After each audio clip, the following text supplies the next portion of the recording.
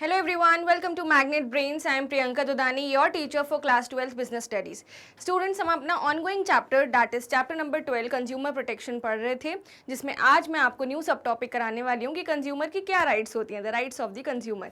आप सभी का वेलकम है मैग्नेट ब्रेन्स के इस अमेजिंग प्लेटफॉर्म पर, जहाँ पर हम आपको केजी से लेकर क्लास 12 तक की एजुकेशन प्रोवाइड करते हैं इस चैनल पर for CBSE board. And students, हमारा एक और चैनल है हिंदी मीडियम चैनल, जहाँ हम आपको 6 to 12 तक की एजुकेशन प्रोवाइड करते हैं for Delhi, UP, Bihar, MP and Rajasthan board. We provide you e notes and e books, जिसकी लिंक आपको डिस्क्रिप्शन बॉक्स में मिल जाएगी। And we also provide you fully organised complete courses along with daily practice problems. आपको बस 3 चीज़ें करनी है, इस वीडियो को लाइक करना है, शेयर करना है अपने फ्रेंड्स के साथ, सब्सक्राइब करना है चैनल को। चलिए स्टार्ट करें आज का topic, that is consumer rights. So ये एक ऐसा टॉपिक है विच यू ऑलरेडी नो कि मैम इसमें क्या होगा, राइट टू सेफ्टी होगी, राइट टू बी इन्फॉर्म्ड होगा, बहुत सारी ऐसी राइट्स होंगी। But what is the bookish language that matters, आपको थोड़ा बहुत बुकिश लैंग्वेज को पढ़ना ही पड़ता है। ओके, सो कंज्यूमर क्या होता है? कंज्यूमर एक ऐसा व्यक्ति होता है हु बाइज और agrees to buy. Sales of goods act 1930 बोलता है कि buyer is a person who buys और agrees to buy particular good और सर्विस। बट यहाँ पर क्या होता है? कंज्यूमर इज अ पर्सन, वहाँ सर्विस नहीं होता, सिर्फ गुड्स होता है ना। तो यहाँ पर क्या होता है? कंज्यूमर कौन है? Consumer is a person who buys और रिसीव्स कंज्यूमर गुड्स और सर्विसेज अगेंस्ट पेमेंट, है ना।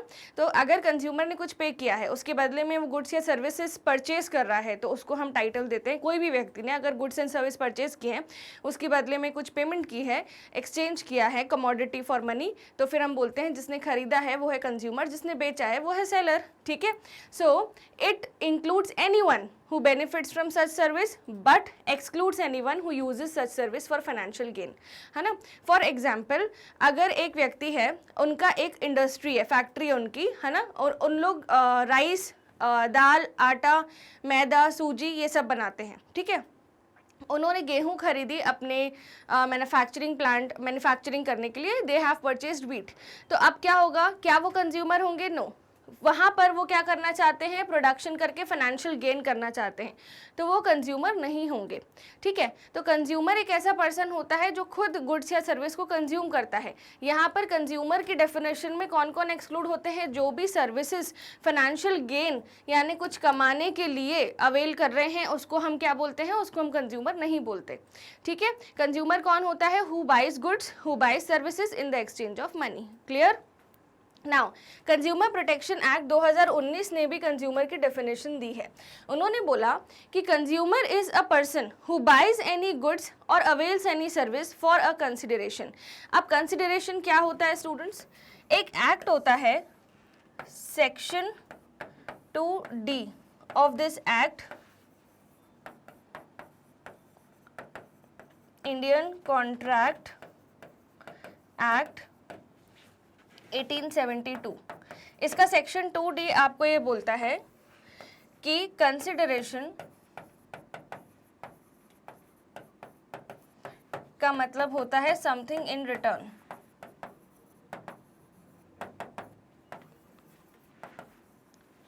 और लीगली हम इसको बोलते हैं क्विड प्रो क्यो, यानी बदले में कुछ। तो आप अगर कोई सर्विस या कोई गुड परचेज कर रहे हो, तो बदले में आप जो भी पेमेंट करते हो उसको हम क्या बोलते हैं? Consideration. Which has been paid और प्रोमिस्ड और paid, partly paid, partly promised और under any scheme of deferred payment. Deferred payment क्या होता है स्टूडेंट्स? EMI based.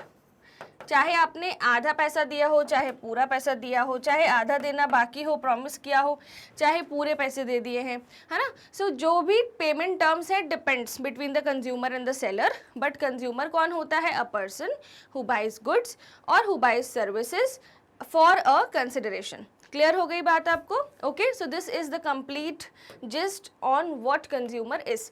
अब बहुत सारी कंज्यूमर की राइट्स हैं, तो आपके सिलेबस में 6 राइट्स कवर्ड हैं। फर्स्ट, गवर्नमेंट ऑफ इंडिया ने ये राइट्स दी हैं, सबसे पहली बात, है ना, as per consumer protection act 2019। So consumer protection act के हिसाब से सबसे पहली राइट है right to safety. Right to safety क्या होता है? कंज्यूमर्स के पास एक राइट होती है to be safeguarded against items and services that are harmful to their health and well-being। अगर मान लो कि आपने कोई प्रोडक्ट खरीदा, है ना, जिस पे सर्टिफिकेशन मार्क नहीं है, आपने गोल्ड खरीदा, उस पे हॉल मार्क नहीं है, ठीक है, तो हो सकता है उस गोल्ड में मिलावट हो, येस और नो? तो गवर्नमेंट ऑफ इंडिया ने कुछ मार्क्स बना के रखे हैं, ISI, FPO, egg mark, hall mark. तो ये क्या है? ये क्वालिटी मार्क्स है ना। एग्रो मार्क भी होता है फूड प्रोडक्ट्स के लिए, एग्रीकल्चरल प्रोडक्ट्स के लिए, फूड प्रोडक्ट्स के लिए फसाई का टैग लगा होता है, ठीक है। सो ये मार्क्स गवर्नमेंट ऑफ इंडिया ने बना के रखे हैं। सो कंज्यूमर्स की एक राइट होती है कि उनको क्वालिटी अश्योरेंस मिले सेलर द्वारा। अब ये क्वालिटी अश्योरेंस कैसे मिलेगी? अगर वो ये प्रोडक्ट सेल कर रहे हैं, है ना, तो वो कंज्यूमर को ये दिख जाए on the packet, on the label itself, the mark which shows कि हाँ ये सेफ टू कंज्यूम है, ओके, ये सेफ टू यूज है, ठीक है। सो ये हो गया right to safety. Next, right to be informed. अगर कोई प्रोडक्ट में कुछ ऐसी चीज़ें हैं जो हार्मफुल हैं, ठीक है, या कुछ ऐसी चीज़ें हैं जो कंज्यूमर को पता होनी चाहिए बिफोर बाइंग, तो it is the duty of the seller to inform the consumer, okay. So before purchasing a product the consumer has the right to get complete information about it regarding the quality, quantity, ingredients, purity, price, सारी चीज़ें आपको seller बताएगा। या तो seller आपको खुद product दे देगा, बोलेगा आप लेबल पढ़ लो, ठीक है, बट आपकी ड्यूटी है, आपकी एक राइट है कि आप इन्फॉर्मेशन अगर आपको चाहिए तो it is the duty of the seller कि वो आपको देगा इन्फॉर्मेशन। अगर वो इन्फॉर्मेशन नहीं देगा तो वो आपको गुड्स दिखाएगा जिसकी लेबल पढ़ के आप खुद इन्फॉर्मेशन ले लोगे, okay. Now right to choose. Consumers have the right to choose any product from the available options based on their own preferences. अब मान लीजिए आप एक शॉप में गए, वहाँ पे उन्होंने 10 आइटम्स दिखाए, ठीक है, वो बोल रहे हैं मैम ये वाला आइटम ले लीजिए, बट आप बोल रहे हो नहीं मुझे 6th जगह पे जो आइटम रखा है ना, 6th शैम्पू ब्रांड, वो खरीदना है, ठीक है। Now you have the right to choose. वहाँ पे सेलर ये नहीं बोल सकते ma'am that is not good या फिर you should not buy that, नहीं।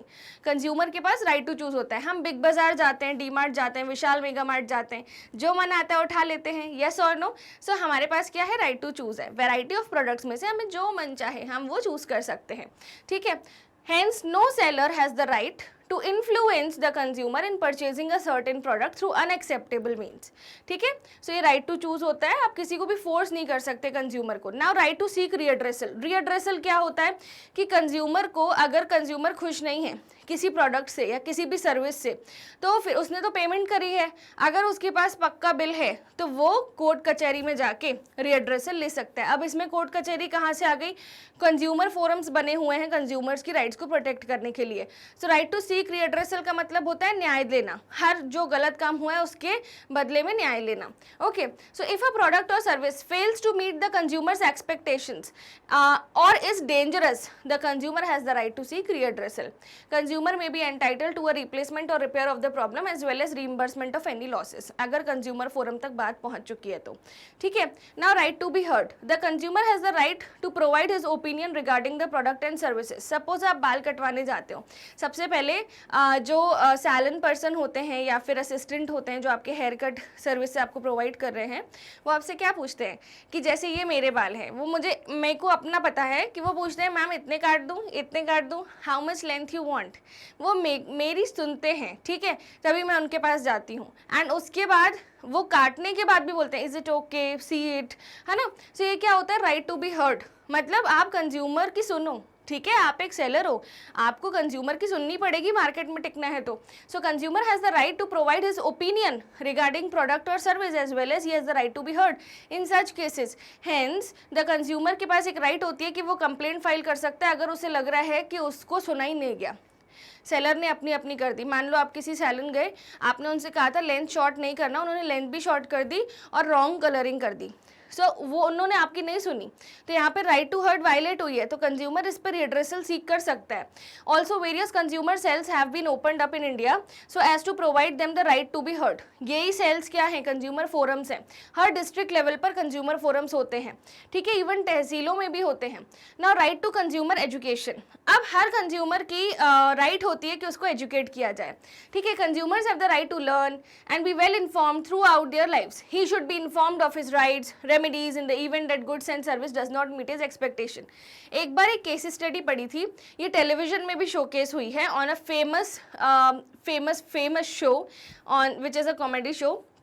सो ये केस स्टडी ऐसी थी कि there were some ladies and they purchase saris from a sale, ठीक है, और वहाँ से पक्का बिल जनरेट नहीं हुआ, ठीक है। अब जब वो घर गई तो उन्होंने साड़ी खोल के देखी, जब उन्होंने खरीदी थी तब साड़ी फटी नहीं थी, घर गई तो पैकेट्स रिप्लेस्ड थे और साड़ी फटी हुई थी, ठीक है, पैकेट्स के अंदर जो साड़ी थी वो रिप्लेस्ड थी, जो उन्होंने चुनी थी वो अलग साड़ी थी, ठीक है। फिर उन्होंने कंज्यूमर फोरम में केस किया बट वो न्याय नहीं ले पाए क्योंकि उनके पास बिल नहीं था, ठीक है। So right to learn and well inform का मतलब क्या होता है, अगर आपको ये पता है कि हर चीज़ बिल के थ्रू होगी, कंज्यूमर फोरम भी आप पर तब विश्वास करेगा जब आपके पास एक पक्का सबूत हो कि आपके साथ सेलर ने गलत किया है। तो this is right to be well informed, right to be educated, है ना। You should know that what power invoice holds. Okay, Indian government has integrated consumer education in school curriculum and is using the media to educate consumers about their rights. For examples, जागो ग्राहक जागो, ये एक ऐसा major था, जैसे स्वच्छ भारत अभियान में बोलते हैं ना, वो गाड़ी वाला आया घर से कचरा निकाल, बोलते हैं कि नहीं गाना, ठीक है। सिमिलरली गवर्नमेंट ऑफ इंडिया ने क्या बोला था, जागो ग्राहक जागो, है ना।